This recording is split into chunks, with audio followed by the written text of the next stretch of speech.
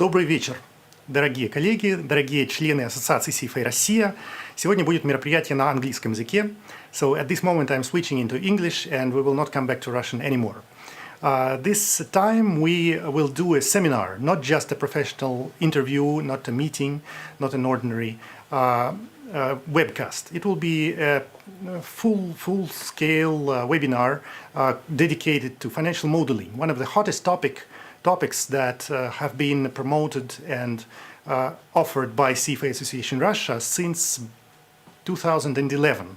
Actually, CFA Association Russia was the first organization in Russia offering financial modeling trainings, and we still continue doing so.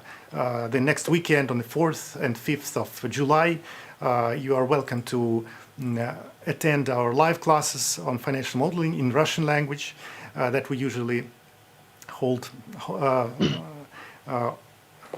We are glad that we can again do trainings live in the class. And today there will be a session from our colleagues in Toronto, Canada.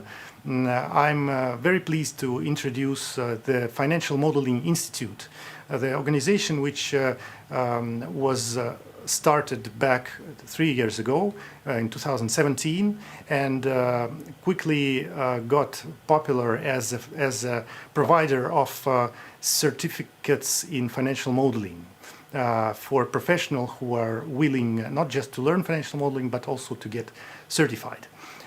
So today there will be a very quick overview of advanced financial modeling techniques in English language, obviously. You will get a few examples of how to set up properly financial models, what tricks to use to do them quicker, what tools there are to check errors, to make the model look smooth and easy to understand for the users. So today you will be offered this by the Executive Director of the Financial Modeling Institute, Ian Schnoor, who will probably run over 90 minutes together with you. And I want to make sure that you know that there are questions expected from you. This webcast is run simultaneously on 4 platforms on our website for those who registered in advance, on Facebook, on our page, CFA Russia page on Facebook, and on youtube.com/CFA Russia on our YouTube page. Also on the local network VKontakte. Also, if you visit our page, there is a live stream there. And everywhere there is a chat where you can ask your questions.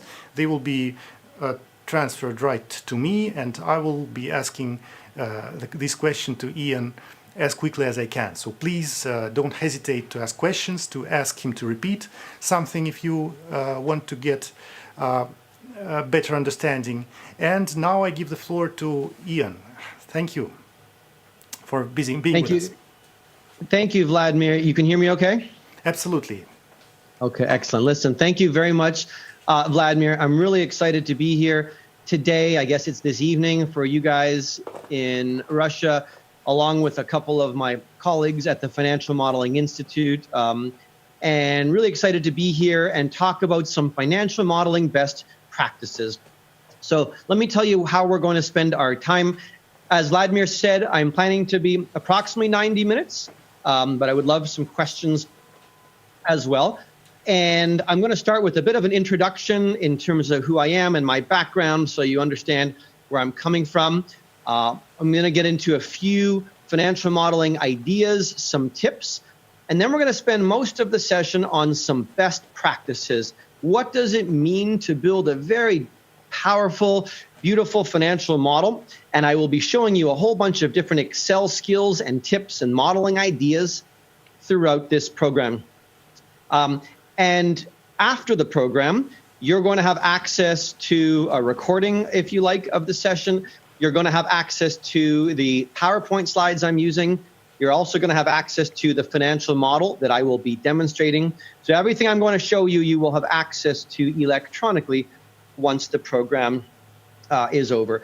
And as Vladimir said, please let us know. I like to keep the session interactive. It's a little bit, I'm used to teaching in front of a big classroom, so it's a little bit strange to be teaching in front of a screen, even though that's what we've been doing for the last few months.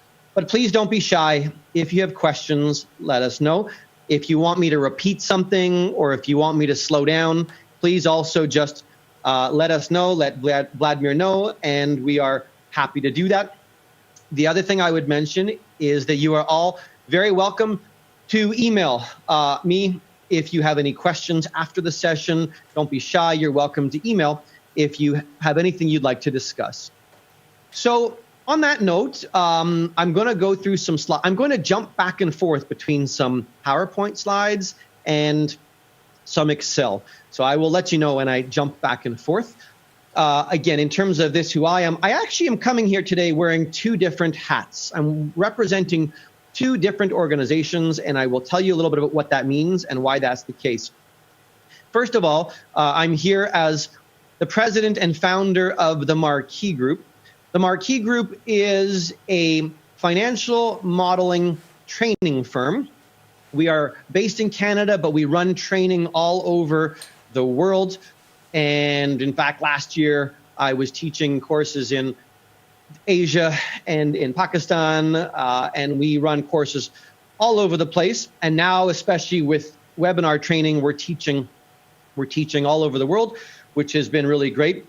In terms of, I'll tell you quickly about the Marquee Group. So the Marquee Group is a business that was started. I started it almost 20 years ago, and we're very passionate at the Marquee Group about financial modeling and teaching people to build best class, most effective, most organized, beautiful financial models. And we have a whole framework and a discipline that we use when we teach people modeling approach. We teach at lots of banks around the world, but we partner with many CFA societies and we run courses through CFA societies and through lots and lots of business schools and educational institutions around the world.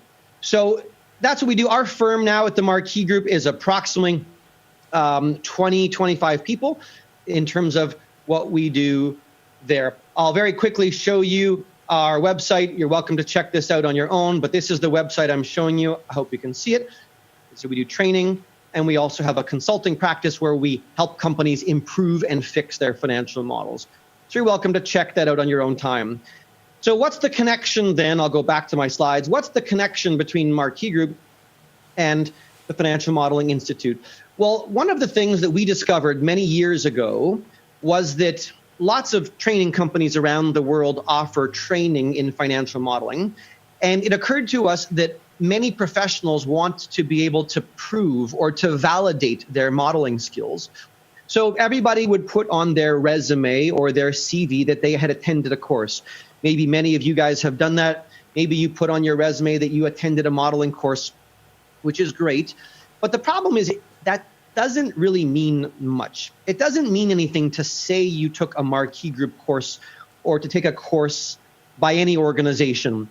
That just means you attended the course. If I'm a bank looking to hire you, it doesn't tell me if you actually have any really strong skills. So a few years ago, we worked with some other organizations, and we wanted to create the world's only independent body, institute, that conducts and provides financial modeling accreditation. So think of the Financial Modeling Institute kind of like the CFA Institute. The Financial Modeling Institute is here to just create and administer and then grade and proctor financial modeling exams around the world. Now, since we started it, the exams have been in person in 32 cities around the world, including in Moscow. It's a 4-hour exam. It's very challenging and rigorous. I'm not going to get into lots of detail on it, but there's a whole bunch of information in the slides that you can take a look at. And I will show you as well, the website here for the Financial Modeling Institute is right here. So you're welcome to check that out. And we've now had hundreds and hundreds of people write the exams so that they can prove that they truly have strong financial modeling skills. So I'm here today essentially wearing both hats. In my training role, I run training. I've personally taught thousands of training days in the last 20 years. And I'm going to be sharing some of my favorite tips with you guys today. But as it relates to the Financial Modeling Institute, I want you to be aware that we are a group of people trying to promote the values and the discipline of financial modeling around the world. So in terms of today's session, I'm going to do some introductions in terms of where we're going, some introductory comments on modeling, and then I'm going to get into some best practices. In fact, I have 10 tips, 10 best practices tips I'm going to share with you.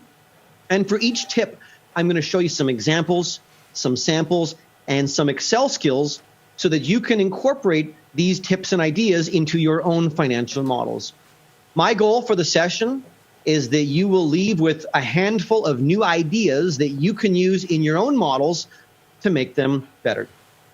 And that's going to be the plan here. And I've told Vladimir that he's welcome to interrupt me if there's questions. I always like, when I'm running a course with people, we like to call on people and have a conversation during class. So I've told Vladimir he's welcome to interrupt and let me know if there are questions that people are asking. Okay? Anything so far then, Vladimir, before I get into some of the specific tips? No, I think it's fine. No questions yet. I will just confirm again to all the viewers. По-русски повторю, пожалуйста, пишите вопросы, где бы вы ни были, ВКонтакте, Facebook, YouTube. Мы будем их передавать Иану. We will be asking the questions to Ian. So back to Ian now. That's exactly what I was going to say. So thank you for saying that. And so this is a slide, a one-page slide on the Financial Modeling Institute. We've partnered with, as I said, the CFA Institute and also many CFA societies because the CFA Institute has recognized that the Financial Modeling Institute very nicely complements many CFA charter holders and candidates have expressed interest, and the CFA Institute has been directing them and encouraging them to come take a look at what we're doing at the FMI. So let's get into some general ideas. I'm going to move quickly, and then I want to get into our 10 major best practice tips. First idea that I want to start with is that financial modeling is actually a discipline. Many of you probably attended business school. If you did attend business school, you would know that accounting is a discipline and finance is a discipline. Well, from my vantage point, for the past 20 years, I've been telling people that financial modeling should be its own discipline. And let's take a look here at slide number 8. You'll see this. I'm going to jump back and forth a little bit, but what I would say is that financial model is a very important discipline. In fact, as Vladimir mentioned, it has become one of the most important skills in the world of business, in accounting and finance. We see this in where we go all the time. Now, a lot of people are expected to have financial modeling skills before they even get hired. When banks hire people now, they often want their candidates to prove that they have good financial modeling skills even before they start their job. That's pretty new.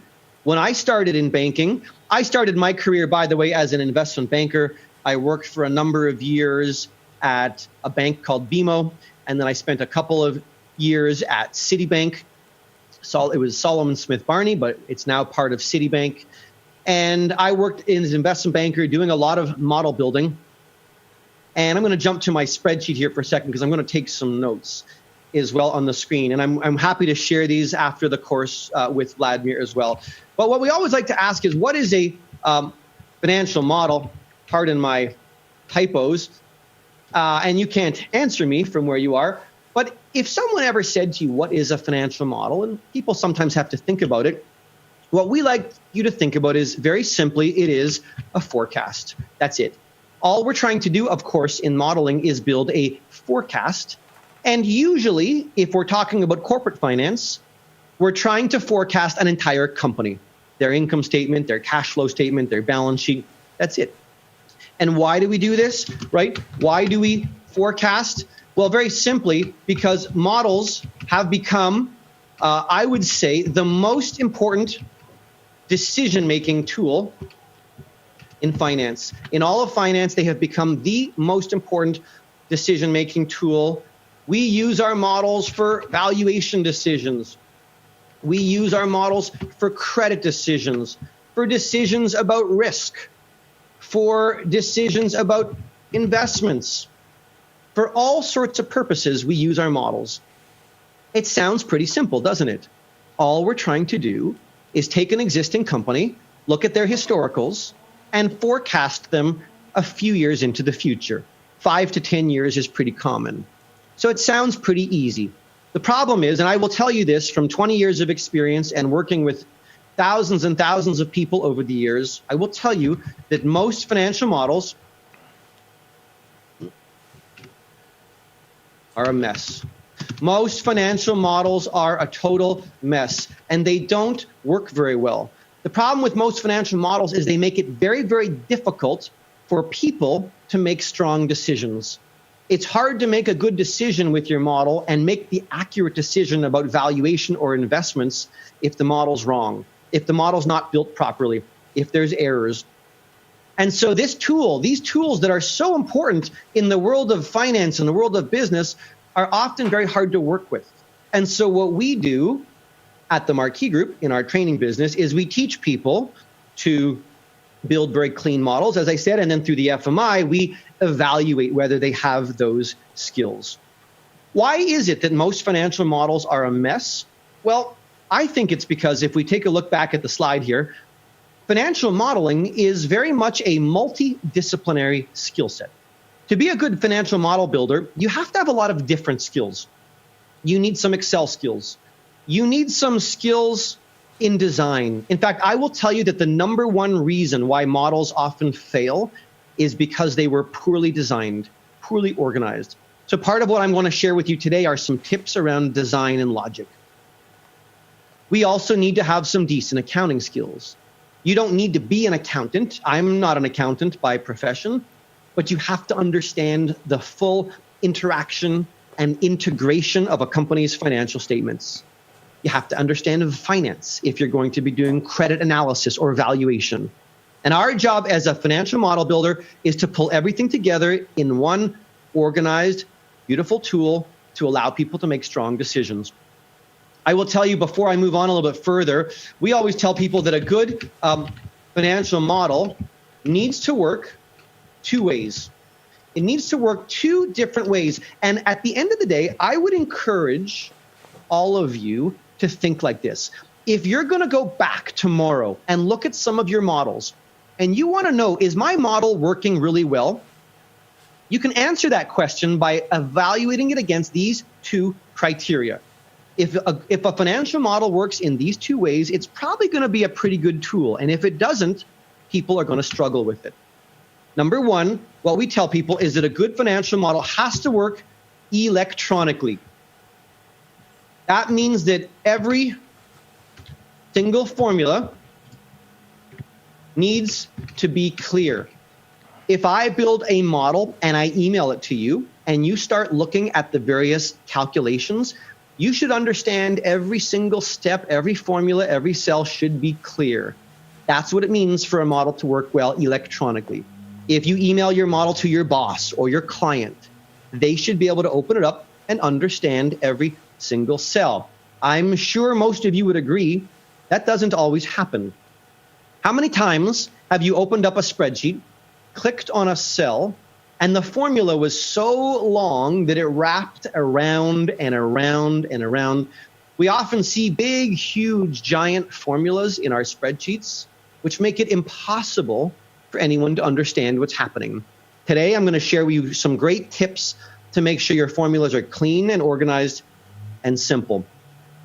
And number two, we always tell people that a good model has to work well on paper.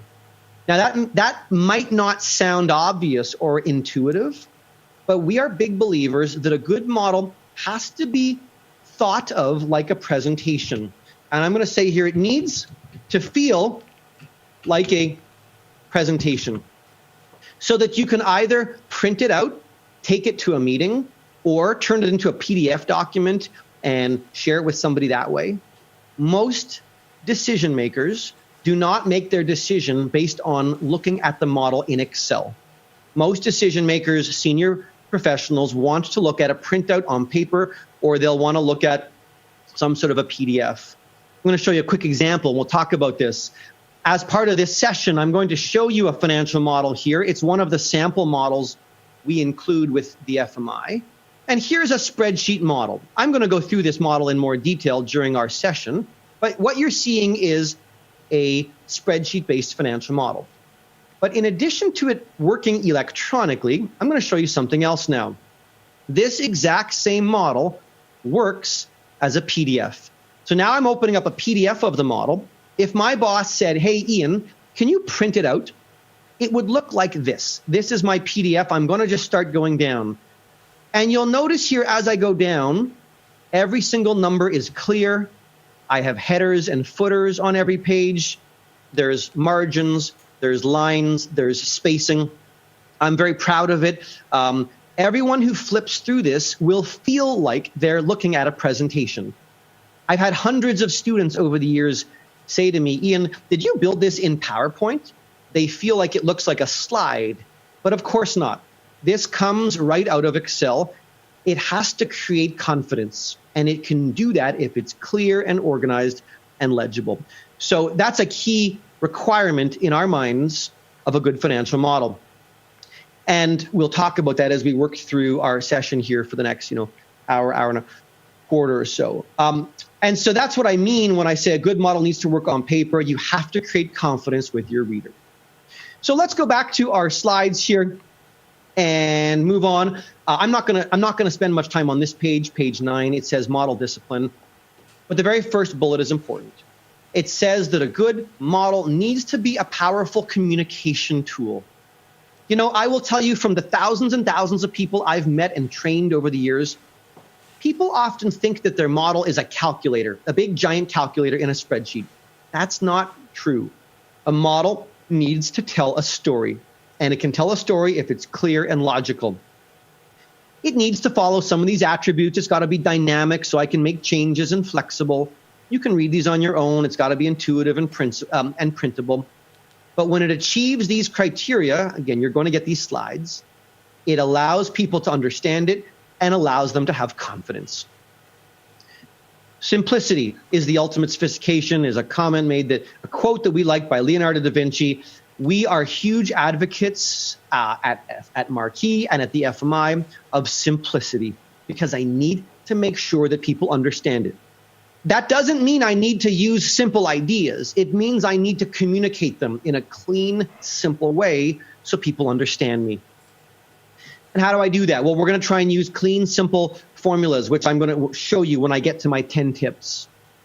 But how do I make sure that my model can be usable and effective? Well, one thing we have to make sure we avoid is this concept here. It says never hard code.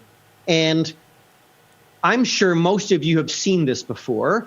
There's a comment in our slide that says never enter a formula that looks like this. Have you guys ever seen anything like this? I'm sure you have. Can you think of a time where you clicked on a cell and you saw a formula that looked like this? Equals A5 times 0.025 plus 4.9. Well, what does that mean? Sometimes in a class, I will ask the participants and I'll say, hey, does anybody know what 4.9 means in that formula? In fact, recently, somebody tried to explain it to me. I don't know what the 4.9 means. It means it was late at night, I was in a rush, and my boss told me that there was going to be a 4.9 million adjustment, so I added it into a formula. We cannot do that because nobody knows what that means. My boss won't understand it, and it makes the model very hard to work with. So that's a very basic tip, and we're going to see that as we get into our ideas. So now what I want to do is turn the slides and get into the real meat of the presentation, the real critical elements of the 10 modeling best practices tips. This is slide 12, and you'll see this when you get the slides sent to you. But in my mind, these are some of the most important ideas that you can follow with your financial models. In fact, if you leave this course and you try to make sure that your models adhere to and follow some of these ideas, your models are going to be much better and cleaner and easier to use than maybe they were previously. Here's the good news. None of this is difficult. None of it's hard. It just requires a discipline to make sure it's being done effectively. I'm going to try and take these one or two at a time. The first tip, or the first two tips actually, funny enough, number 1 and 2, have nothing to do with Excel. They don't even have much to do with building a spreadsheet. People often think that modeling is a discipline where you sit in a room by yourself and you work on a spreadsheet for hours and hours. That's partly true. But what we want you to think about and recognize is that modeling is very much a social pursuit as well. It really requires a lot of dialogue and discussion and conversation. And I would say maybe the most important part of any financial modeling practice, any financial modeling exercise, is what you do first. And that should be making a plan. So many people build models and they don't have a good plan. So let's go here. I'm going to jump back in. I'm actually just going to flip the page to page number 13. You'll see this on your own. This is a page that talks about how do you build an effective plan for a model. And I have a note in the middle that says, if you want to create a strong plan, follow these few steps, 3 steps. So I'm going to do a very quick plan with you right now. It also says, as part of the plan, you need to get smart. You have to understand your business and ask lots and lots of questions of your client, of your boss, of your colleagues. And if you do that, you will become one of the smartest people about that particular company. So I will say here in my notes, a model needs to tell story. Your model has to tell a story. And if you do that well, people feel very, very confident. And to do that, we need to build a strong plan. I'll call it a planning document. I strongly encourage it. Before you ever build a model, sit down for a half an hour and map out, organize all your thoughts. This becomes like a blueprint for the entire model, and you will use it throughout the entire process. So we need to build, I would say here, a strong plan. In our team, I told you that at Marquee, we're a training firm, but we also offer consulting. We help companies build and improve their models. We often call this a scoping document. It really helps us build strong models much more quickly when we have a very strong, powerful scoping document. And I would say to you that there are 3 critical steps. 3 steps to the planning document. There are 3 steps to the planning document. And if you can start doing this for all your models, I know you're going to find it a lot more enjoyable to build one. The first step is what we call to think about major issues. And a lot of finance professionals will call this the key drivers of the business. What are the key drivers of the business? And let's talk about what that is. I will tell you that most companies have 3 to 5 key drivers. What are they? These are the most important, most critical issues that will impact success or failure of the business. They're actually assumptions. And what I will say to you is these are assumptions that are hard to forecast and they're hard to control. Hard for management to forecast, hard to control, but they can have a huge impact on the success or failure of the business. Because of that, we're going to treat these particular assumptions in a very specific way. We're going to do something very special with them a little bit later in our model so that people understand what they are and have flexibility. I will put one last comment that says these variables they will provide flexibility in your model. And I'm going to show you some really great Excel skills to capture these ideas, these key drivers. Let's make up an example of one right now. Let's say we had to build a model for a major oil and gas company. Pick any oil and gas company you want. Let's imagine, I know, right? If I had to build a financial model for a large global oil and gas company, whether it's Aramco or Exxon or any of the companies up in Russia, in Europe, I want to build an effective model, but I want to identify what are the most critical issues. The issues that are going to be hard for me to forecast and control. And if it's an oil and gas company, of course, no surprise, but the price of oil is going to be the most critical key driver. Obviously, I have no control over what the price of oil will be. So I'm going to want to run a few different options in my model, and I'm going to show you some great ways to do that.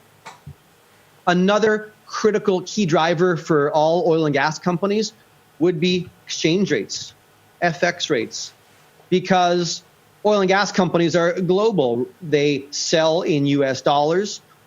The price of oil is always in US dollars, and then it gets converted back to local currency. But the costs of the company are based on wherever the company is based. So as exchange rates move, this has a huge impact on oil and gas companies around the world. So these are just two examples of, for an oil and gas company, I would want to identify them and have them laid out in my scoping document so that I can be ready to model them. The second part of a good planning document, I would say, is to make a big list of all the inputs and assumptions you need. Let's think about all of the various items that have to go into the model so that you as the model builder can go find the data, figure out where you're going to get it from. And I will say right here, this sometimes is surprising to people to hear this. It's not the modeler's job to invent the numbers for the assumptions.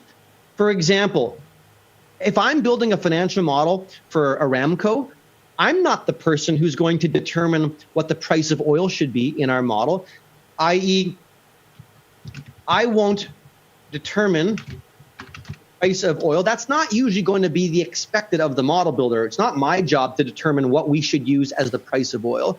I'm going to have to talk to my boss, my client. That'll be a team decision. We will figure out whose forecast are we going to use, what bank, which organization.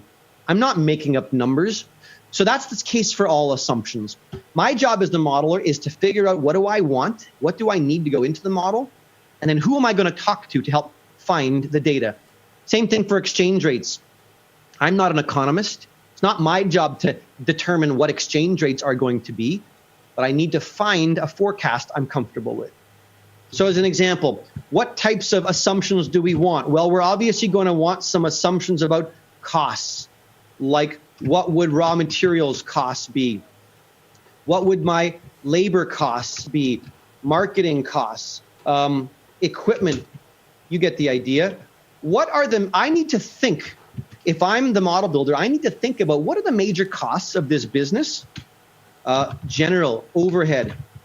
And I need to then go ask questions to figure out what they will be. Things like debt costs. What debt assumptions, I mean. What are some of the debt assumptions for the company? What are the interest rates on their debt? What are the repayment terms on their debt? There's going to be some income tax assumptions. There's going to be some working capital assumptions. I'm just making a big list. My point is, your model will work well if you make a list of all the assumptions you want and then start to go get the data. And I would say the final step of the planning process is to think about what the model will look like on paper once it's done. Once the model is done, what should it look like? Meaning, what should be on every page? Pretend it's a presentation. Because if you think about it that way when you build it, it will come together very nicely in the way that I showed you. So let's go back. I haven't even touched Excel yet. I'm going to go back to my slides. And I wanted to start off with 2 tips that are not Excel related, but maybe the most important.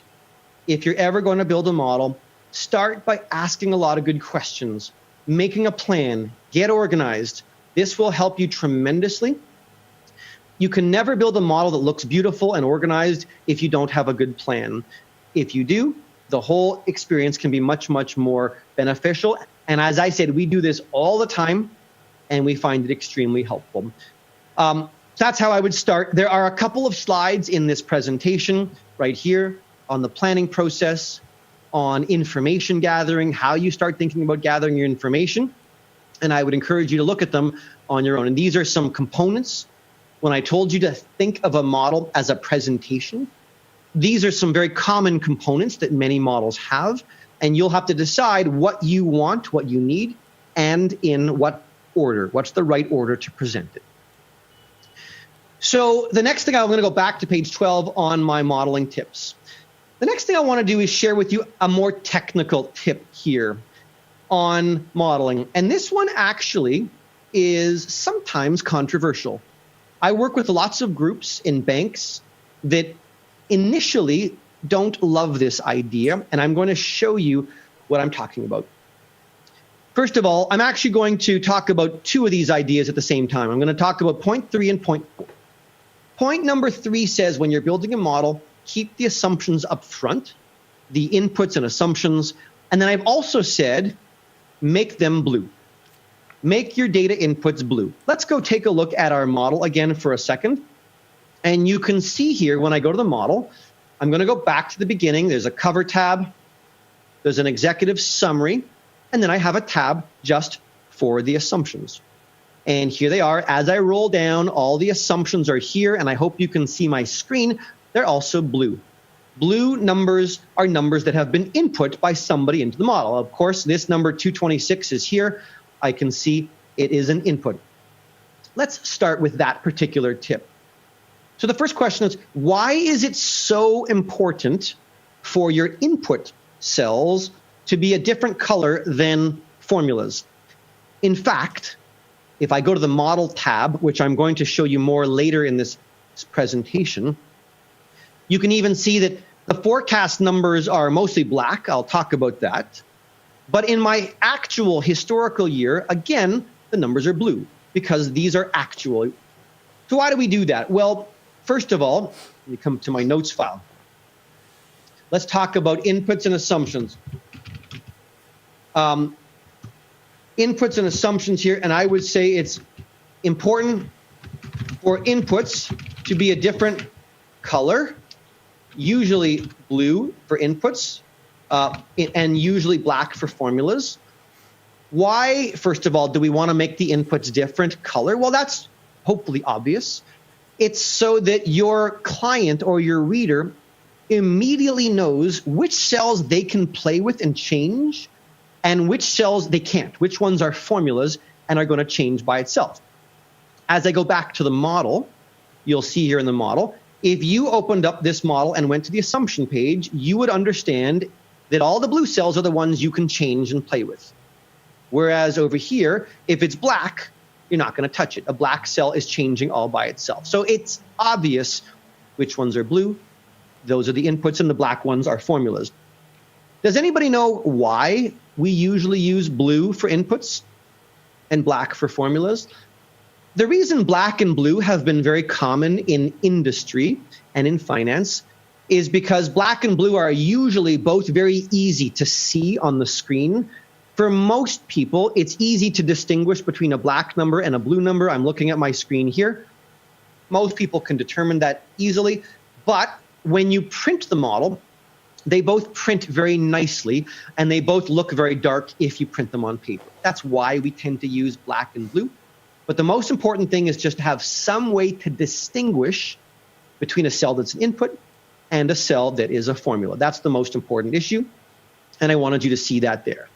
So that's tip number 4. Let's come back to the earlier tip. You can see here that I just said that we want to keep the assumptions up front. Let me actually show you the PDF one more time. This might even make more sense if you pretend we're looking at the model on paper. Imagine, guys, you built this model. This was your model. And you had to go present this model to your boss or to your client. And you brought a paper copy with you to the meeting. And the paper copy of the model looks something like this. So let's imagine you got to the meeting and you brought the model on paper and you handed it out. I promise you that if you ever give somebody a model on paper, the very first thing that they always want to know is, what's the answer? What's the answer to this particular model? And as a result, we always like to put an executive summary as the very first page in our models, because I promise you that's the first thing somebody wants to know. So you can see here in our executive summary, we have a forecast for revenues, EBITDA, net income under 3 different cases: a base case, a best case, and a worst case. But it allows my client or my reader to understand, what does revenue look like under 3 different cases? What does income look like under 3 different cases? So my reader can see the answer right up front. I promise you, what always happens next is, as soon as your reader understands what the answer is, the next thing they always want to know is, how did you get there? What decisions did you make to determine these answers? What inputs did you use on everything, on costs, on revenues, on growth rates? What inputs did you use to build your model? In your meeting, you can say, well, that's a good question. Let's flip the page. And as your client flips the page, they will see, aha, here's 1 page of inputs and assumptions. And you can explain the different growth rates we used. You can show them the different costs that you assumed. You can talk about your depreciation assumptions, your interest assumptions. And then even on the next page, there's another page with some inputs and assumptions on capital expenditures. This is my capital expenditure forecast. This is my working capital forecast. So my client understands every decision that I made right up front. I hope when you listen to me talk like that it's obvious. I hope you're sitting there thinking, yeah, of course that's obvious. We should always put the assumptions up front.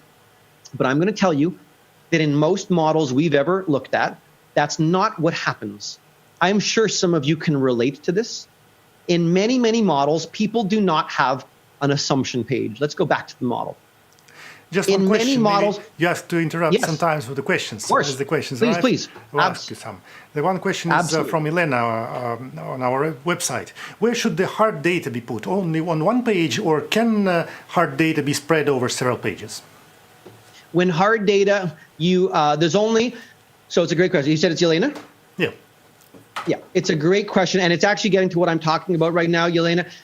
Hard data are inputs. Inputs, I think this is what you mean, and you can maybe clarify with Vladimir. Hard data, in my mind, is the inputs, the numbers that you enter directly. And there's only 2 types of hard data. There's historical information, which is actuals, or there's assumptions, inputs and assumptions about the future. Our strong recommendation is that the hard data should live on a very minimal number of places. So you can see here, Yelena, all of the hard data around assumptions, the inputs, lives on 1 tab. This 1 tab called assumptions has all of my inputs. This is what we call hard data because I typed it in. The historical data for this company lives on the actual columns. That's okay. You can see here, like on my income statement, this is all actual hard data on the income statement. And as I go down, because it's blue, you know that. As we go down to the cash flow statement, I have more hard data. That's okay. Nobody's going to be upset by that because they know that your historical periods are actual. They're never going to change. So it's okay to enter them here. What we never want to see, and this is where I was getting with my point, which is a great question that I like you asked. We don't want to see a model where the hard data has been scattered and entered in many, many, many places. I'll come back to you in Vladimir just to see if you have any other questions in a moment. But let me finish this one first, and then I'll check in with you again, okay? So as I was saying, you know, Yelena and everybody else on the line, so often what we see, and so now you're seeing that in my model here, there's only 2 places where I've entered hard data, really. There's the assumption page, which is the inputs. There's a little bit, the scenario page we'll talk about in a few minutes is really more assumptions. So I have a little bit more hard data entered here. And then other than that, there's just a few places in the actual, only in the actual historical columns, we've entered some hard data. Here's the problem. In so many models, people do not have an assumption page. There's no assumption page. So Yelena, I'm going to talk to you as if you were here. I wish you were. But what I want to say is, if somebody does not have an assumption page, imagine that somebody built a model and they did not build an assumption page. Where would all this hard data live? Well, what happens is they put the hard data everywhere through the model, everywhere in the forecast. Sometimes there are formulas, and sometimes there are hard data numbers typed in and scattered everywhere. And very, very often when we look at models, as I said, there's no assumption tab. So imagine this wasn't here. The assumption tab is just not there. All of the inputs people will put in everywhere throughout their model. They're typing in inputs all over the place. If they have inputs for income tax, they type them in all over the income tax page. If they have working capital inputs, they type them in hard data all over. And that is a huge problem because of two reasons. Number one, let's look at the model on paper. Let's come back to looking at the model on paper. If I don't have an assumption page and I show this model to my boss and I say, hey, my boss, here's the answer to the model. This is the executive summary with all the answers. And then my boss says, okay, Ian, how did you get there? What were your inputs and decisions? I don't have these pages anymore. So now what I have to do is my boss has to flip to every single page to try to figure out which of those numbers are my inputs and my decisions and which ones are calculations. It's also very difficult to update the model, to change the model, if your inputs and your hard data is scattered everywhere. So it's a really great question you asked, because if you make sure that your hard data, your inputs are very contained in just a couple areas, makes it very easy, right, Yelena? If we're working late at night and we have to make some changes, we can change some cost numbers here. We can change our CapEx numbers right here, our working capital, and everything is right there to change the entire model. I want to show you now two little tips that people like. Sometimes I've met people over the years and they say to me, the reason why they like to enter let me go to my income statement. I've had people say to me, and then I'm going to take your next question, Vladimir. People will say to me, or let's look at the cash flow statement. This is where I have my capital expenditure forecast, okay? And people will say to me, I like to type in the capital expenditure numbers right here so that I can see, let's pretend they want to see what the ending cash balance is of the company. If my CapEx, I'm going to override this. I'm going to hard code. I'm going to say, well, what if the CapEx was only -5 and only -5? Then right away, I can see an answer. I can see how much cash I have in the bank. So some people will say to me, I like having my inputs right on the model so that as I change them, I can immediately see what the result is going to be. And that's okay. But I understand that they want to do that, but I hope you can appreciate it's still much better to put all of the inputs up front. So how can we get around that? Two ways. There's two ways you can have your inputs here, but still show people the answers that they want to see. And all that requires doing, perhaps, is making another box right on the assumption tab. So you might be able to do something like this. Underneath my assumption tab, I might have some summary outputs that are live, just to see what's going on. I'm going to quickly build this for you. Imagine that I had my 5 years, and I want to see here on my, let's say, cash flow. One of the things I want to watch is what's the ending cash balance. Okay, maybe that's the only thing I want to care about, that I want to see. And so I'm going to put a box around that. These are going to be links, so I'm going to make them here black. And literally all I have to do now is press equals. I'm going to go to the model, and I will click on ending cash. It's a very simple idea, but what it allows, I'm going to just copy my formula over. What it means is that now, if your boss wants to make a change to a value, like let's say CapEx, and they make it 5, right away I can see, oh, what's that doing in my model to the ending cash? What if I make the CapEx lower here to 12? Okay, how is my ending cash balance changing? So that gives me the best of both worlds. I can have my CapEx, I can have my inputs, but I can see what that's doing to a certain output. And then I want to show you one last great tip to do this. Most people have never seen this Excel tip. So I'm going to show you an Excel tip that I really like, and then you can try it. And then Vladimir, I'll come back to you if there's another question here. There's a really, really great skill in Excel for this purpose, and it's on the home screen. Sorry, it's on the formula screen. On my formula screen, you can see in Excel, it's called the watch window. You may not have seen this before because historically, in Microsoft buried this. It was not. It never used to have its own menu, right? It never used to have its own button. You had to kind of look for it deep within Excel. In fact, if some of you are using older versions of Excel, you might not see this window, but it's there. I promise you, you have it. If you can't see it, send me an email, and I'll make sure you can find it in whichever version of Excel you have. But look what this does. It's a really handy tool. It says, what do you want to watch? So imagine I was going to change the capital expenditure forecast, and my boss wants to watch what that's going to do to ending cash. All I need to do is click this Add Watch button, and then it says, which cells would you like to watch? I'm going to go to the Model tab and very simply select these 5 cells, this entire range, and click Add. And now you can see if you don't want to add this directly to your assumption tab, I now have this nice little box. I can open it, I can close it. And of course, as I change my capital expenditure assumptions, my client is giving me new numbers for capital expenditure inputs. Right here in a separate box, I can see what that's doing to cash flow. I can see what that's doing to cash. You see, I'm getting the same numbers here as I have here. I can look at earnings. I can make this box bigger. I can look at revenue, earnings, whatever you want. But it's a great way to play with the model, but also see some answers at the same time. Vladimir, did you get any more questions coming in that you want me to show now? I'll be trying to group questions in ways so that you don't need to change topic too suddenly. But maybe the one which was connected to the previous one was when should you allow data to travel between Excel files? Well, this is bad practice, which you should...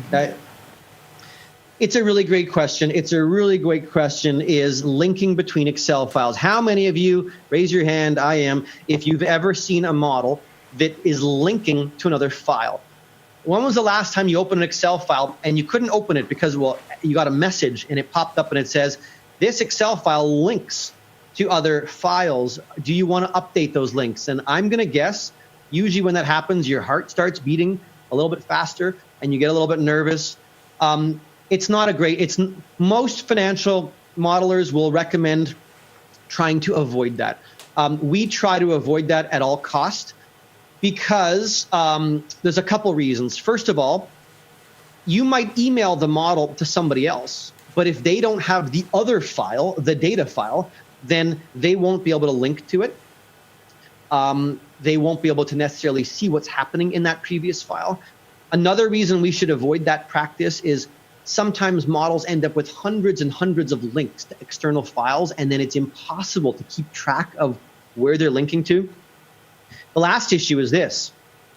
If you ever have one Excel file linked to another one, and then imagine you had a model linking to a data file, okay?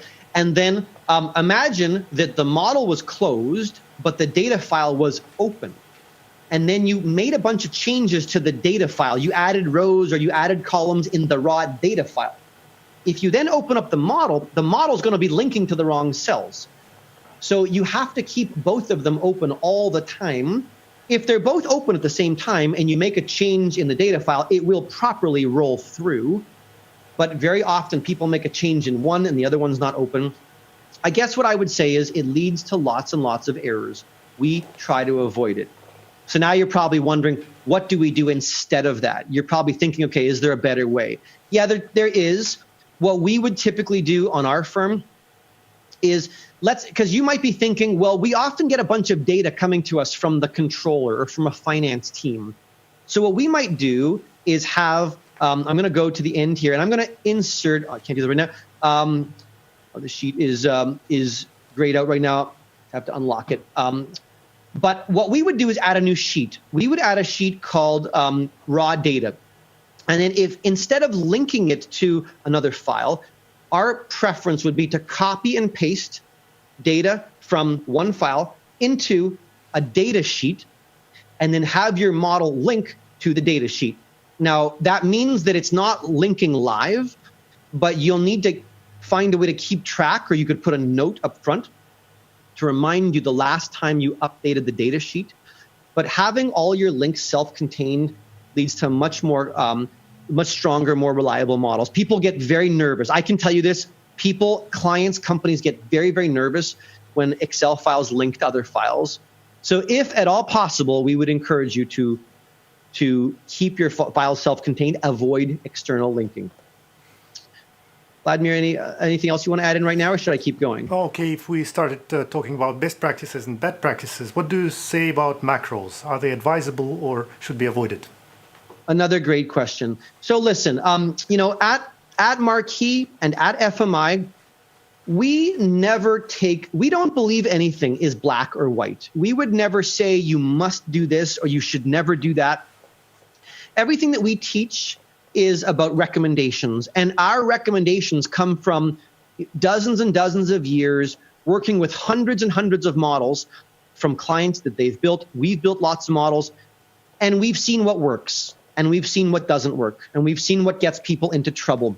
So our recommendations are based on years and years of experience of best practices. So the first question you asked me about linking files, right, Vladimir? In theory, there should be nothing wrong with linking files.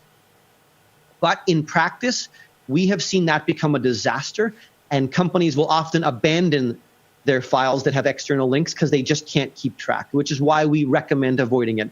And it's a very similar question you asked about macros. Macros are extremely powerful. Macros are, so I'm actually just going to put a note here on the screen. Macros are obviously very powerful. They can be helpful, but again, we recommend people avoid them unless absolutely necessary. Now, what we sometimes do, right, Vladimir, is if you do include a macro, I would say save it in your personal macro folder. Not with the file. Not with the file. So, for instance, if I was going to build a new macro here, and I went to my developer tab, and I said, and I went to record a macro, you can choose where that macro should live. And you always have a choice to keep the macro in a personal macro workbook, which lives on your screen, or in the actual Excel file. So for instance, some of you may have noticed, I have a few macros on my screen. Can you see this, Vladimir? To change colors. So if I want to change the color, imagine I had a number here that was black, and I want to make it blue.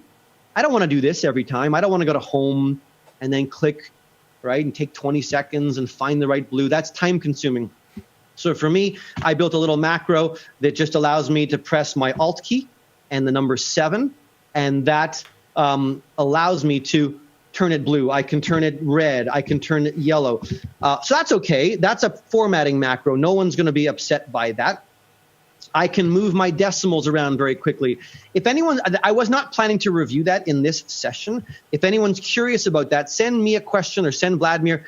I can record a short video or just create an instructional set of steps if you want to know how to change the color of your cells very quickly.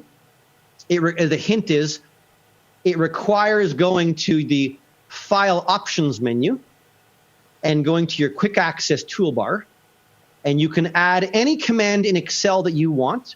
Every single command in Excel is here, and you can move it, add it to your Quick Access toolbar, and then it will show up on the top of your screen. But what you first need to do is record a tiny, tiny macro.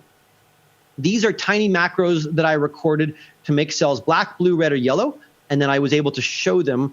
But if that's interesting, I'm more than happy to share that skill. It just takes about 10 minutes to go through it, and If we have time at the end, I might, but I'm trying to be mindful of time. If not, I'll make sure you learn how to do that on your own. So the simple thing is, here's the thing again, Vladimir, most clients get very nervous. When they open a model and there are macros, they don't know what the macro is doing. They can't understand it.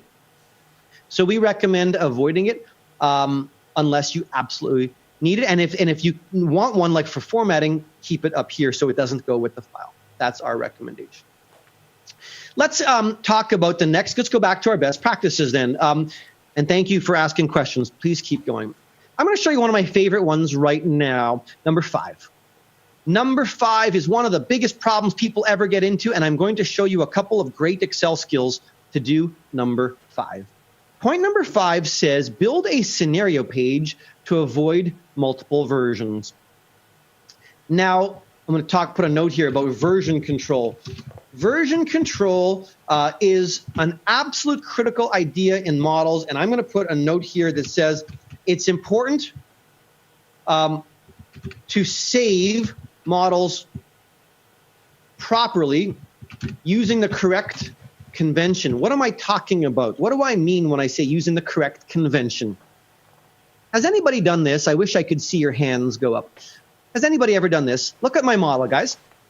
Does everyone see here my model is called Henderson model? That's the name of it. Look what I have here, capital expenditures. Imagine my boss came up to me one day and said, Ian, I think we need to run lower capital expenditures. So my boss said, can you run what happens to the model if capital expenditures is only 5 every year? Okay, so my boss says, don't use these numbers for capital expenditures. Just put 5 million every year. Okay, fine, I'll do that. Look how nice it is. 5, 5, 5. I'm going to put 5, 5, 5 every year. There's 5. Great, my model changed. And I can now say, what's my cash balance going to look like? I can look at the model. That should also increase earnings, right? As I think through my accounting, that should increase earnings. Obviously, CapEx doesn't hit the income statement, but it means I probably need less debt. And if I need less debt, then I have less interest expense. So by reducing CapEx, that might benefit earnings. It will benefit cash flow. But now's the problem. Now I've changed all my CapEx. What's going to happen if I save my model right now? If I save it and close it, then those old numbers are going to be gone. And I've been here before. I've been to this. I know what's going to happen. I've worked with my boss. I know my boss is going to say, wait a second, can you go back probably next week, my boss will say, can you go back and put the old CapEx numbers in those cells? You know that you can't lose the old numbers that used to be here, because if you lose them, your boss is going to want you to run them again. So what do most people do right now? They'll do the dreaded save as. Maybe you've done that. They'll go, okay, let's save as, and they'll do it with a new name. And they'll say Henderson model, and they'll say with lower CapEx, and then they'll go save. And now I have 2 versions of my model. This one has the lower CapEx, and the old one has the higher. And then one day you're going to change the accounts receivable days. And you're going to change a bunch of other assumptions. And every time you do that, you're going to save as with a new name. And then when you go to your folder, this is my folder here. Take a look what I have now. I have the Henderson model. This is the base one that I originally had. And I have a new one, Henderson model with lower CapEx. And before you know it, you're going to have 15 versions of the model, each one with a slightly different name. Can anyone ever relate to doing that? I can feel your energy around the world, through the monitor, because this happens to everybody who builds models. They do this. So I will tell you, I'm going to open up the original one again. I'm going to go back to the original one here and share with you. I hope this is here's my old CapEx numbers, and I'm going to shut down the one that had lower CapEx. So the first tip that I want to share with you on version control is I will say here, I would say never save as when you change some assumptions, right? i.e., example, don't have henderson.xls, which is an Excel file, and also a Henderson lower capex.xls. What's the problem? The problem with that is now I have 2 live versions. And before you know it, you'll have 6 or 8 or 10 live versions. And then one day your boss will say, what's the difference between these 2 versions? Or they'll say, let's make a big change. Let's change a huge calculation on income tax. And you're going to wonder, which is the version of the model I should update? Because both of them are running active cases. I will tell you right now that it's important to keep all assumptions in the same version of the model. And then I would say only save as using time as your criteria. So you could have, this is okay. You could have Henderson as of, June, as of, let's say, the 20th of June, 2020.xls. And then a few days later, you make some changes and you have, this is my new version of on the 22nd. And then I have another version of the model on the 23rd. This is fine. Now I have lots of versions of the model, but nobody will ever be confused because all of the information lives in the latest and greatest. You're never going to have to wonder, should I open this version or should I open this version? All the operating cases and the numbers live in the same file. So how do we do this? We do this by building a scenarios page. And I'm going to show you now some excellent skills in Excel to build a scenario page. Let's take a look at it here, guys. Here is my scenarios page.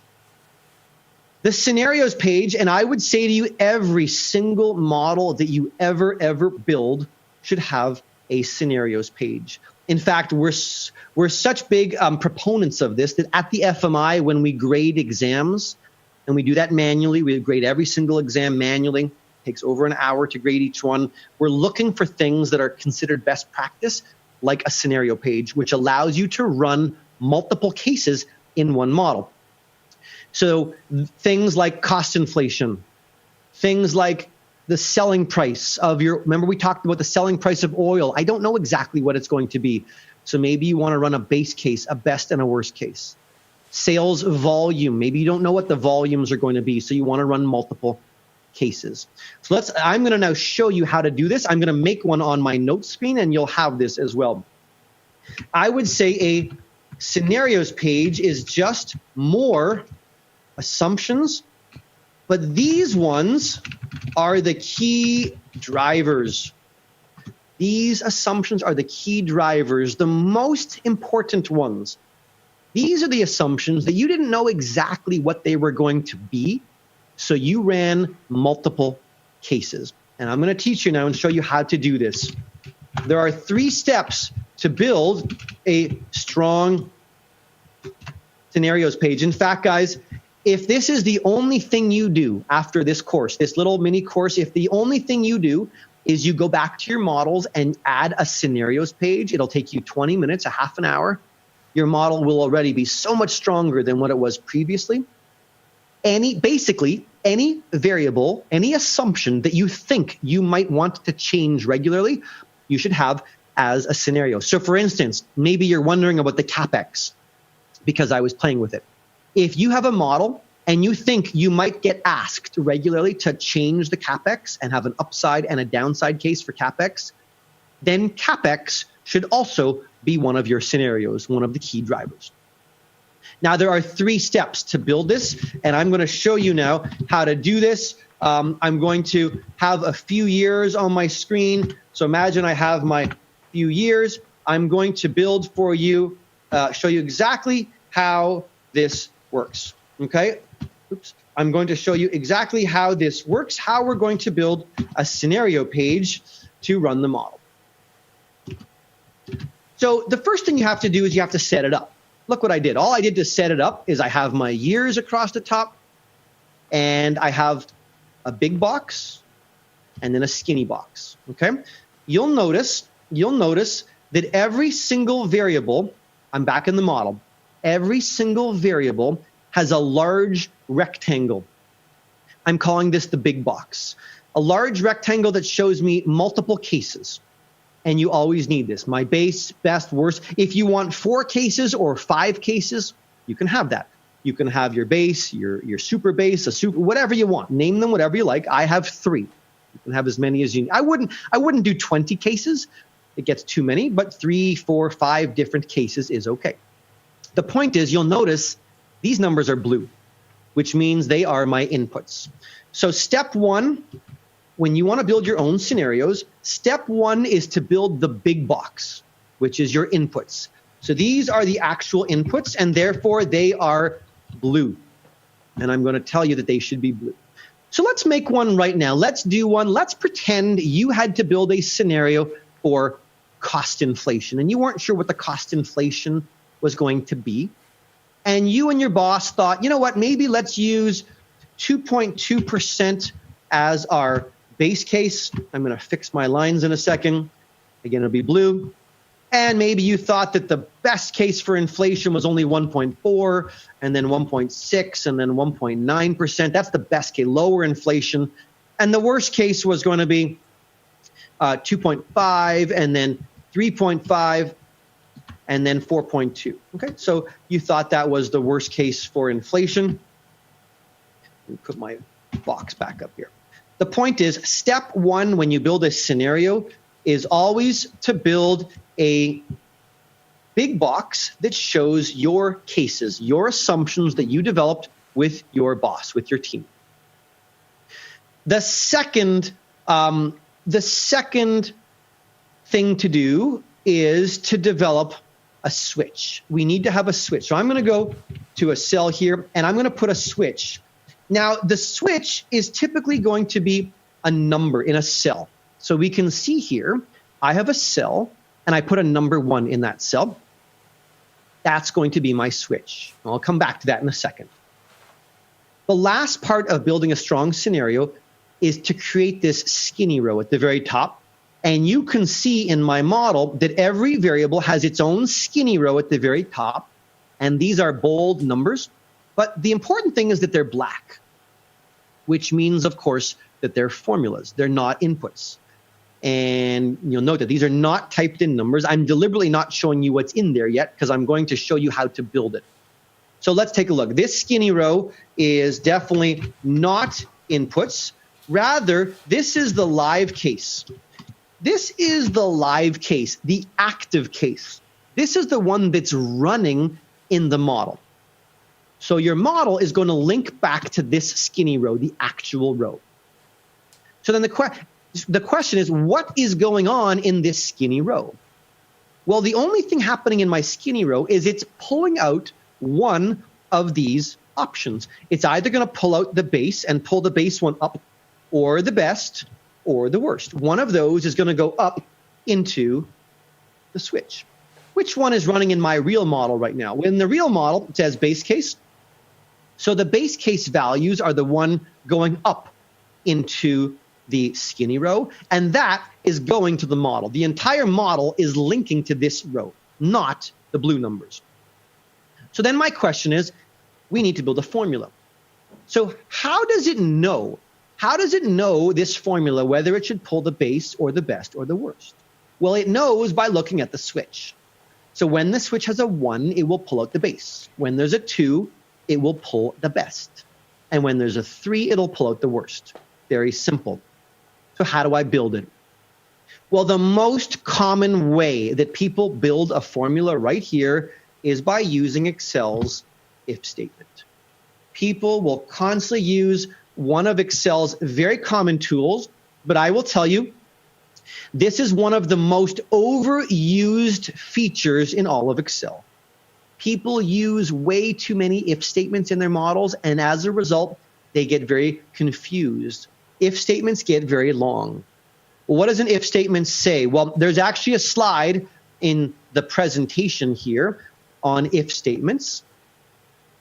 This slide on if statements is at the back of the book on modeling skills. I've given you a bunch of slides that I'm not going through. I just wanted you to have some extra skills. But there is an if statement. An if statement says it follows if, then else. An if statement says, give me a condition. If it's true, do one thing, then do this. But if it's false, do something else. I'm going to guess most of you have used ifs. I want to show it to you because I want to show you a better option, something much nicer. How would my if work? It would say if that switch is equal to a 1, then go get the base. Okay, but what if it's not? What if the switch is not a 1? Can I just click best? No, of course not, because there's more than one more choice. I need another if. So I'm going to say if it's not equal to 1, well, then if the switch is equal to a 2, then go get the best. And otherwise, get the worst. So this is working, guys. This is working. It says if the switch has a 1, get the base. If it's a 2, get the best, otherwise the worst. The problem is these formulas get very, very long. They're not simple. They get long and very hard to read. It's called a nested if statement. People ask me sometimes, how many times in Excel are you allowed to put an if inside an if? It used to be 7, which was too many, but at Microsoft, they thought it would be helpful to have more. So now you can nest an if statement up to 64 times. It's crazy.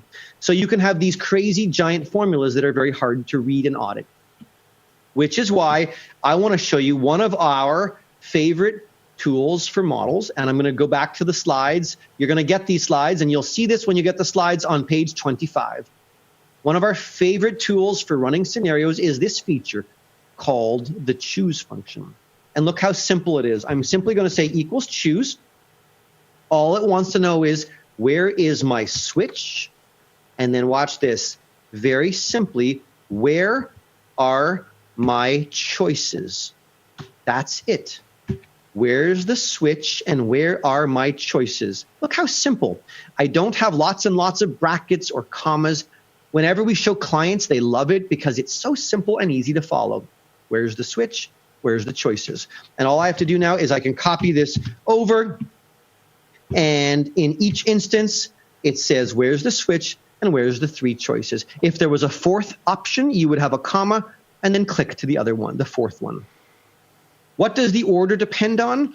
Well, the order depends on the order that you type the information into the cell reference. So if your switch has a 1, it will pull out the next item in the list, which happens to be the base. If the switch has a 2, it pulls out the second one, the best, and a 3, the worst. So it's a really nice skill. I really encourage everybody to play with it and try this on your own. The last thing I want to show you on this particular tip is as follows, and then I'll move into the last few topics for our session here is as follows. You'll notice in my model, in the actual model, guys, that you're going to get, you don't see the number. You don't see this number 1 because it doesn't mean anything. Imagine you sent it to your boss. If your boss saw a number 1, they wouldn't know what that meant. So what we like to do is have a really beautiful user-friendly interface, a control mechanism. Now, the good news is this is not a macro. It's really, really simple. I'm going to show you right now how to build a little drop-down switch, and then we'll move on. The drop-down switch you will find in your slides on page number 27, and it will show you how to build it, but I'm going to do it for you very quickly right now. All you do is go to the Developer tab, and maybe you're wondering if you might not even have the Developer tab. First of all, by default, this menu is off in Excel, so you might have to activate it. To do that, you go to the File Options menu, and then customize the ribbon. So again, I went File, Options, then you go Customize the ribbon, and on the right-hand side, you might notice that your developer box is off, like mine is off. You have to turn it on. Put a check mark in there, turn it on, and when you do that, you will have a new menu called Developer. When I go here, the one I want to click on is the one that says Insert. And then you want the form controls. Very carefully, up here, I want the option that says Form Controls. And the one I want is the second one that says Combo Box. I'm going to click on the second one.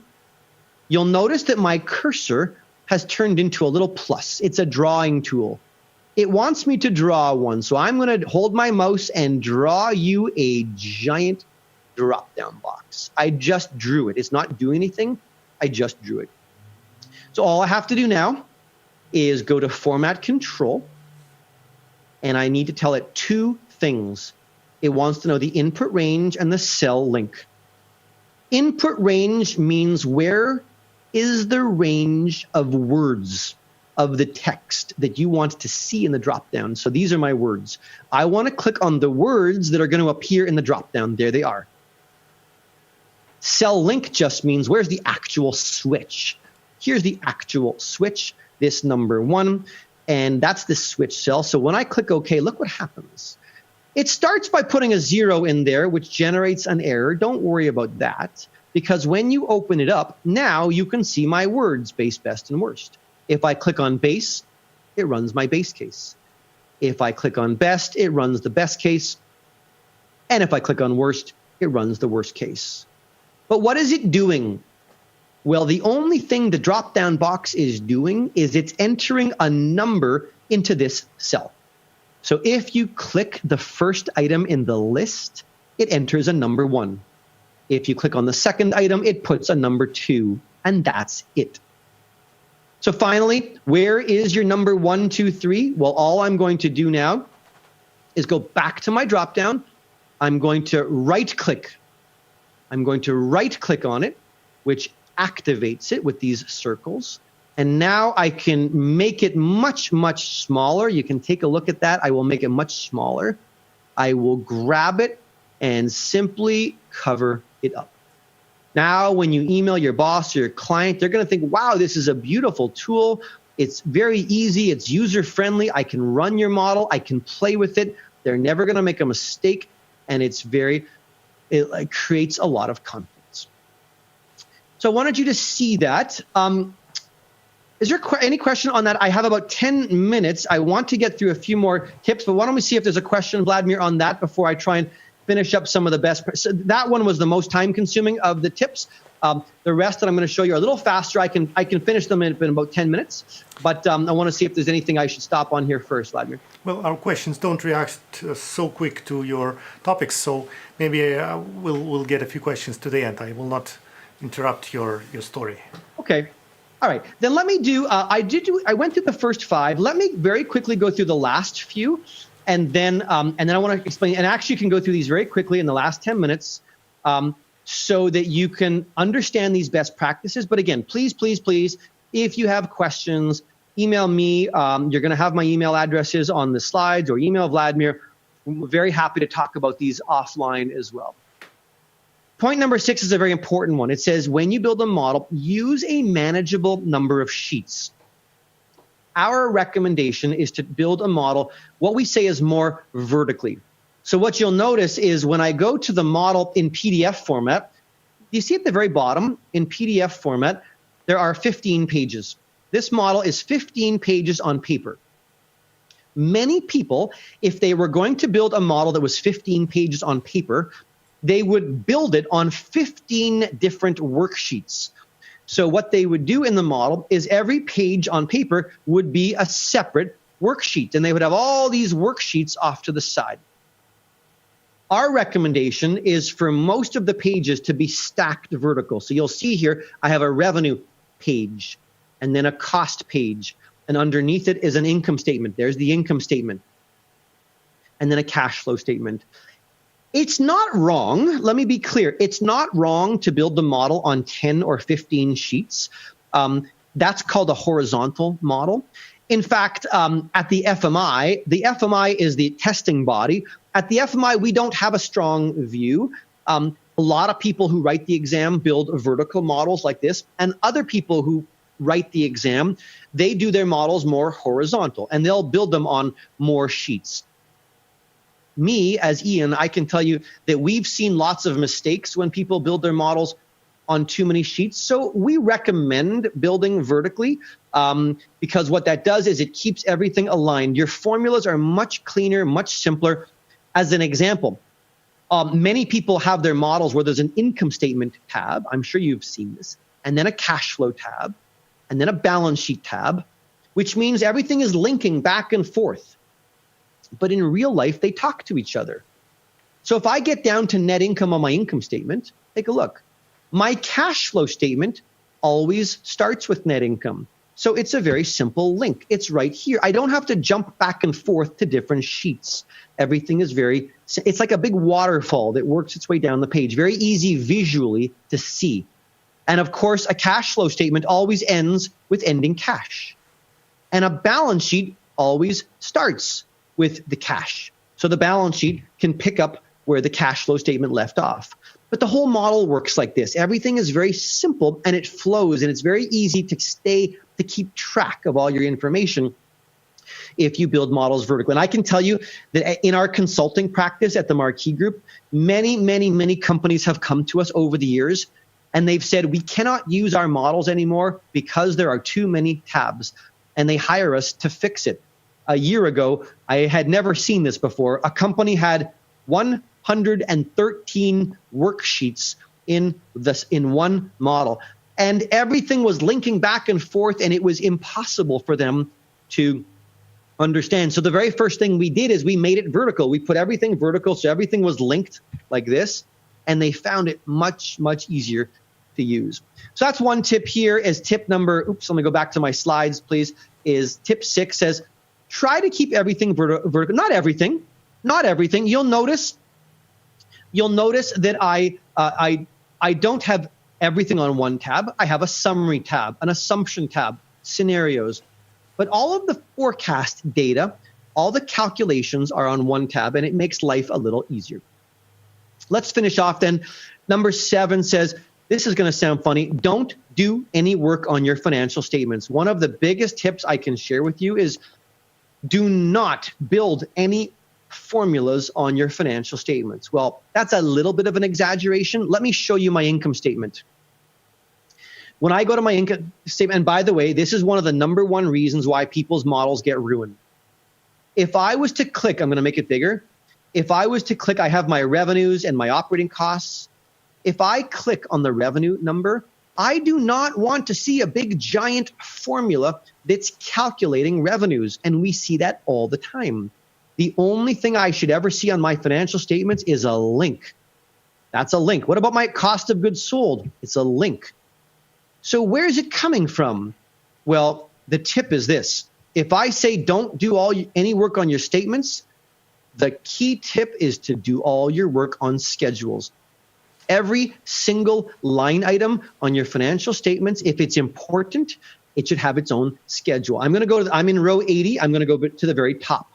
So our discipline for building models is to build a schedule and then link it into your financial statements. So as an example, I will think about this company's revenue. If it's an oil and gas company, I will forecast the price of oil. I have their expected volume barrels. And then the revenue, of course, is just one times the other. But all of the revenue work happens on one schedule called revenue. This is a very simple model. It's a very simple model. But when we build big models for companies, it's not harder. It's just longer. They might have lots of products. So we have to do lots of prices and lots of volumes. But the idea is the same. It's very simple. All my work around revenue happens on the revenue schedule. And when I'm finished building revenue, I will go down to my income statement and just link it in. Never big formulas on the income statement. Same thing with operating costs. Where's it coming from? It's a link. We would have spent 20 minutes, an hour maybe, building an operating cost schedule. Let's capture every cost. Get down to the total cost. And once you get down to total cost, your income statement is just a link. That is true for depreciation. That is true for interest. That is true for every single line. Please do not build any big formulas on your financial statements ever. It's obviously, look, my totals is a simple sum. My EBIT and EBITDA, that's a simple subtraction. That's okay. But the line items are just links. Same with the cash flow statement. My cash flow is just add backs. It's net income and links. I'm adding back. You're going to see this idea when you review the model. There are no big formulas on the financial statements. It doesn't matter how big the model is. That can be true. Let me finish this, Vladimir, and then we'll just get into any last questions. And by the way, guys, I'm happy to stick around for a bit. If anyone has some questions, I'll wrap up in a moment. But if anyone has questions, please feel free to stick around. I'm more than happy to take them now. I just wanted to squeeze in as many tips as I could. So then the last two go together. It says build schedules, but point 9 says build very simple formulas on your schedules. Let's go to the revenue schedule. I do not want to build a big formula anywhere because my boss has to be able to understand it. So what I do for revenue is I break it out into the pieces, pricing, volume, and every single cell is either repeating an assumption. I'll note here the third color, we use a third color, is repeating an assumption. So you can see here, I'm repeating the sales price. It's just a link. And then I have a freight and warehousing charge. It's a tiny calculation. And then the net price is a tiny calculation. If I emailed this to Vladimir, he could go through every single cell and understand what I did because every single cell is one tiny calculation. And why was I able to do that? Because of this. Because we first repeat. We repeat every single assumption. So we make our assumptions up front. We always make our assumptions up front. And on the scenario page, these are the assumptions. But when you need them in the model, you repeat them and then use it. I repeat my assumption and then I can use it in a formula. And because I repeated my assumption, my net price is just A minus B. If I did not repeat this variable, I would have to link back to different sheets, which makes it much more difficult. So I would encourage you guys to read this, go through it again, review the model you're going to get, look at it, and see if that makes sense. And I would encourage you to take these ideas and try to incorporate them, because I promise you, if you can put some of these ideas into place, your models are going to be faster, better, stronger, and people are going to have much, much more confidence. So I hope I didn't go too fast. This is recorded. I just wanted to capture a lot of ideas. This is what we do at the Marquee Group. We teach this discipline in all of our courses. In fact, I told Vladimir that if anybody's interested, we have a digital learning platform with self-study courses. Because you guys have attended this, I'm happy to offer our modeling course at 50% off. If anybody is interested in trying it, you're welcome to email me. I'd love you to try. If you're interested, you can let us know. So at Marquee, we train people how to build really organized models. And through the FMI, as a separate organization, we validate and we test people's skills. Mm-hmm. I hope that makes sense. I really want to thank Vladimir for your time. If people want to stick around for a few questions, I'm happy to do that. But I'll let you decide if that is something that you want to do a few questions now or no. Well, we are at the end of our time, expected time. We are 1.5 hours almost exactly. But I left a few questions to the end. Maybe if you could briefly go through them. One is probably a rather basic one, but what's the best practice of what should be the sequence of sheets that you should be working on after assumptions? So what's the best way to Yeah, it's a great question. In our course, we walk through a very specific discipline of the order to build up a model. It's a great question. What's the right order? People always ask us. In a nutshell, I'm going to do this very, very fast because I want you to get going. What do we think is an optimal order here? And then again, this is covered in our course. Order for, I would say, model building is something like this. Step number 1 is plan the model. Then I would create the assumptions. And then the method is you build a schedule. Well, actually, usually what we do next is we enter the historical financial statements. You want to enter your assumptions and the historical 2 or 3 years on your income statement, cash flow, and balance sheet, just to get the historicals there. Once you've done that, you build a schedule. And then you link into the financial statements, right? So you might build, let's say, revenue. So you build a revenue schedule like I showed you, and then you would link that into the income statement. And then I'm going to say repeat. build another schedule, link it in, build another schedule, link it in. And when you're finished building all your schedules and linking them, that's when the model is done. That's the process we go through in our courses. When we teach a course, guys, we teach you how to build every single schedule and then how to link them in. But it always follows this general process. Okay? Is there another one you want to go through quick? Right. Maybe another one on the best practices. Would you advise, like there are some people who advise trying to totally eliminate the mouse and go to the key shortcuts. Would you advise doing that? So yes, I mean, you'll notice maybe everybody was shocked today that I was using my mouse because we teach and we promote that it's really important to use your keyboard. You can work much, much faster with the keyboard. The reason, guys, I'm using my mouse today, I use my mouse only for teaching purposes, so you can see where I'm going. It's very hard to follow me when I'm teaching if I'm using the keyboard. But you can work much, much faster. Vladimir, some banks are known, they have a reputation when they hire people, they won't give them a mouse for the first month so that they can force them. And I should send you, you know what, we should send you our keyboard shortcut sheet. Some of them might be a little bit different on a Russian keyboard, but they will exist. Yes, if you can work quickly with the keyboard, you will really create confidence and you'll impress people. If you want to impress your friends and your family, then you can work in Excel without touching the mouse, and people are very impressed. It just creates a lot of confidence. So I would agree with that. I mean, we don't want to be ruthless about it. Occasionally people will touch their mouse, but you really want to try and work quickly with the keyboard. 2 types of keyboard shortcuts for 30 seconds. There's hotkeys. So you need to learn 2 types. Like a hotkey would be like Control C to copy, right? To copy is a hotkey. Control S to save. That's a hotkey. But you also want to use your menus with the keyboard. You really should never want to be doing this, what I'm doing right now, with your mouse. It's very time consuming. And the way to do that on a PC computer, of course, is the Alt key. When you press the Alt key, it should light up a different letter. And now if I press the letter A, it will work. Now, I don't know if most of you are using an English version of Excel or a Russian. I have taught around the world on many, many different languages.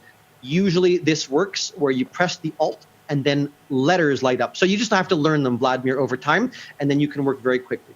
Mm-hmm. Maybe it would be useful to go again through the concept of repeating the assumptions, because we've got very similar questions. One was from Sergey, could you repeat the concept of repeating your assumptions? And Elena asked, well, if we have the assumptions page, should we always link our formulas to that page? Or should we every time repeat the assumptions on the top of the page and then link to this? Yeah, I love the questions. Excellent questions. You're hearing what I'm saying, and I'm hoping you're going to try and use these ideas. So I'm thinking about flow. Again, this is why so many financial models are a mess. And this is why we built our best practices to avoid models from being a mess. Very smart people build models. People that are accountants and CFOs build models. And they understand the business, but they don't understand flow. They don't understand design. So which is why I put so much emphasis on these ideas. And which is why I didn't teach you what an income statement is, because I know you know what an income statement is.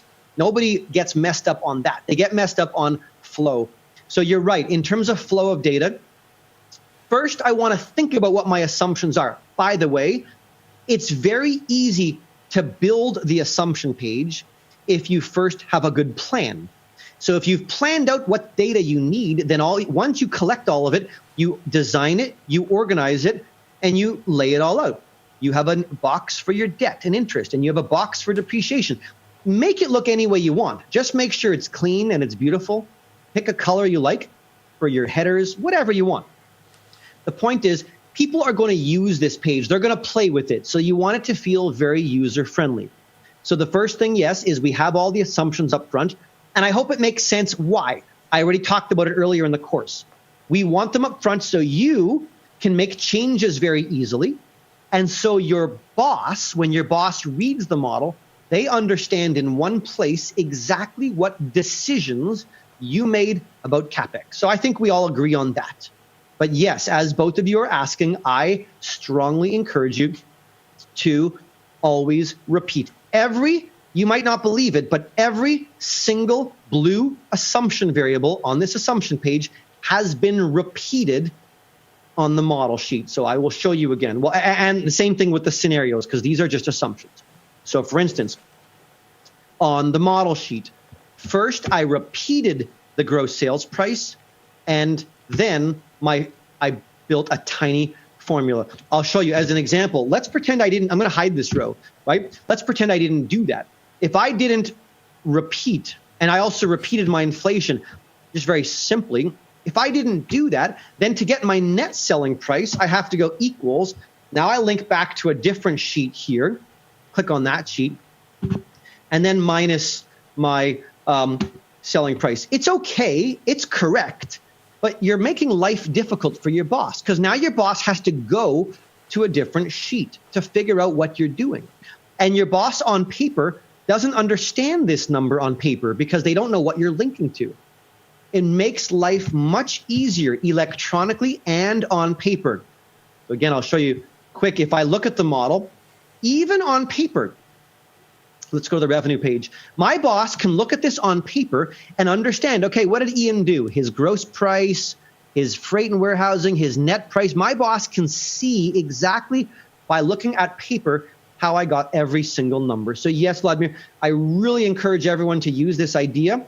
You will find it changes. It suddenly is much more transparent, your entire model. It adds rows. It will add more rows, but the rows are free, right? I like to say you don't have to pay when you add rows. So please try to do that. Yes. Vladimir, do you want another one before we? Probably I'll combine the two questions of similar type, because they ideally would wrap up our conversation. They have to do with the future of financial modeling. Ekaterina is asking, what are the expectations on the future of Excel spreadsheet models? Is it possible that they are replaced by data analytics models? And Nikolai is asking, should there be tools like Power BI having to do incorporated into financial modeling and being part of it? You know, I love these are excellent questions, and I think these are great questions to wrap up the program. But again, for anybody else, please, if you have other questions, or if I did not answer one of your questions well, please just again email me, or we can even set up a Zoom call and we can talk if you want. It's an excellent question. Here's the thing. This is my opinion, so you know, and it could be wrong. You talked about Power BI. You talked about data analytics. I see huge automation coming in terms of automation on the raw data side. And in fact, if I show you again on our training side of our business, we're now running all sorts of courses. Some of the most popular courses that we're running on our website, you'll see we have lots of modeling courses that we do. But where there's so much growth is in data science, and even lots of CFA societies are bringing us in to run courses on Python, on VBA, on R, on Power BI. I'm seeing lots of automation in managing and analyzing raw data. And in terms of running algorithms, we've worked with some banks, and we've shown them how to take a task that was literally taking them 2 days manually, and we did it in 5 minutes. One of the gentlemen started crying because he had spending for his years, 2 days doing the same task over and over, and we showed him, one of our guys in 20 minutes built a Python code that did his task in 5 minutes. That's where we see automation. Power BI is an amazing tool that does graphical automation, beautiful automated tools for visualization. But I'm going to be honest, when it comes to forecasting and modeling, I don't see modeling and forecasting being replaced by machines. Yes, it can. Now, there are tools out there that do it. There are software businesses. There are people that have tried to automate modeling. The problem is, here's the thing. The most important reason to build models, I'll put this as the most important reason to build models is to get smart and understand your company. Because I promise you guys, your company, if you build a model like the one that I'm showing you, you will be one of the smartest people about that company. You will understand their revenues, their costs, their income tax, their working capital, their debt. If all you did is use an automated tool to run the forecasting, it's going to be very difficult for you to truly understand the way that company works. You might know how you made assumptions, but you will never have the confidence. So we don't see it changing, Vladimir, at all the banks. Banks are outsourcing data amalgamation, data visualization, but they still want people to understand. And if you're going to understand a business and you're going to build a clean forecast, you have to understand the company. Modeling is a means to an end. It's a means to really understanding a company well. And I just don't see a way that you can do that automatically and still understand your business. If a computer generates a forecast for you, that's fine. But if the CFO says, why is earnings going up or down? Or why did you change your CapEx? Or why is your sales price going up and down? You're going to say, I don't know. I'm not sure. I don't really understand. So, yeah, we don't see, I've been doing this for over 20 years. And while Excel has changed, the need for intimacy of understanding companies has not. So that's where I'll leave that at. I hope that's considered good news for many of you. If you enjoy modeling anyway, I see this being a skill that goes on for a long, long time. Banks are claiming it's one of the most important skills they look for is strong modeling skills. So I hope that helps. Vladimir, I know we've gone a bit over. I get very passionate about it, but I hope that your watchers and all of your members and participants have enjoyed, and I hope that you all learned a few new tips and skills.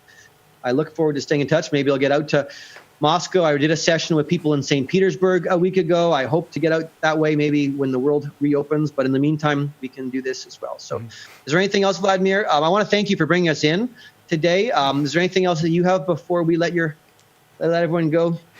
Thank you so much, Ian. Absolutely. That was a great summary of your training, of your course. And I would call it maybe a summary or a teaser of the several products that you are offering. Let me again remind everyone that we had Ian Schnoor, CFA, Executive Director of the Financial Modeling Institute today for this 100-minute session on financial modeling. I hope you will opt for more events with Ian, because we will circulate a survey shortly after this air. And you will get the slides that you've just seen at the end of the survey. So please answer the questions, give your feedback, and not only you will get slides of today's seminar, but also you will get more events, hopefully by Ian and his colleagues. And tomorrow we will, not tomorrow, this week, on the 2nd of July, we will invite the head of the London office of the CFA Institute, Gary Baker, with a presentation about the investment profession, earning investment, investors' trust. So that will be a concluding event of this business season before we go to vacations, and the big program is awaiting from August and on. Also, now on the weekend, we will hold live financial modeling sessions, level 1 and level 2, live in-class session in Moscow. Again, thank you so much, Ian, and see you next time. Thank you, Vladimir. I really appreciate it. Thank you very much. Stay safe. Be in touch. Bye-bye.